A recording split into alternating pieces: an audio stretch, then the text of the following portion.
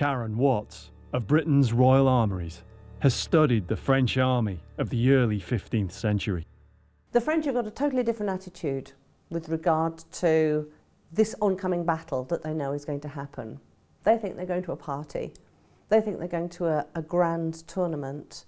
There has actually been a tournament only 15 years earlier, a few miles away, called the Tournament of Saint-Inglevert, in which the English and the French, during a truce in the 100 Years' War, jousted together. And in fact, the French commander of Agincourt was one of the great tournament leaders of this tournament of Saint-Inglevert 15 years earlier. So the French think they've come to a wonderful tournament, dressed in their best armour, the latest gear. For many of the French nobility, it was the opportunity of a lifetime. They streamed toward Agincourt from all over northern France, eager not to miss out on catching the fleeing English. The composition of the French army was different to the English. The French anticipated that the battle would be fought on foot between the men-at-arms on both sides, and they reckoned they had the advantage in having larger numbers of men-at-arms. The French, though, do have a plan to send a group of cavalry against the archers, to override the archers. They're trying to eliminate Henry's advantage, which is that he could loose arrows against the advancing French and try to damage as many of them before they engage, to knock them out before they can get to the English lines. It seems that the French did not have as large a cavalry group against the archers as they'd intended, because the knights and gentry wanted to be in the melee. They didn't see any glory in riding down archers.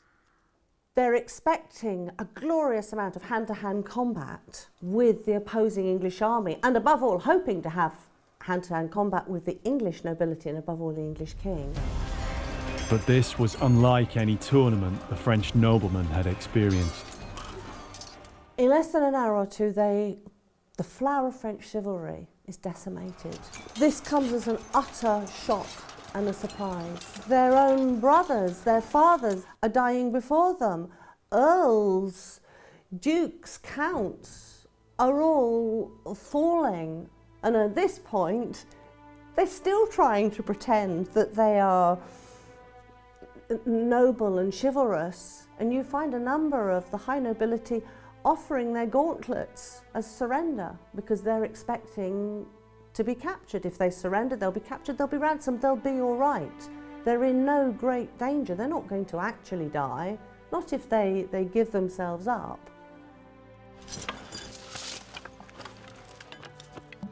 These French knights have completely misjudged and misunderstood the battle in which they find themselves. They have no idea that they're actually fighting for their lives. With a high proportion of nobles fighting in the front lines of both armies, many of the French killed were aristocrats. This was unusual for a medieval battle. Most of the dying was usually done by common soldiers. This has a massive consequence for immediate French history, because there are no heirs, and France becomes massively weakened and decimated and unable to provide male heirs for, I would say, 50 to almost 100. It has an effect to almost a century later, this one battle. Anne Curry believes the numbers involved have been exaggerated. At the time of the battle, France was a nation divided by civil war between the Burgundians and the Armagnacs. Contemporary accounts from both sides vary in their estimates of the numbers killed, probably for political reasons. Agincourt was a disaster for one party of the French. There were quite a number of Burgundian deaths. It is extremely difficult to know the actual number that died, but I don't think numbers like 5,800, which is put in the Burgundian Chronicles, those seem just as exaggerated as the numbers of troops. Maybe, 1,500 would be a reasonable figure, even for the English as well. I mean, some English sources imply, it's sort of 10 people, others about 400 or whatever. So perhaps of all the things all the difficulties we have with figures, the dead is going to be the most difficult one to know. Whatever the exact number, it was a very heavy defeat for the French.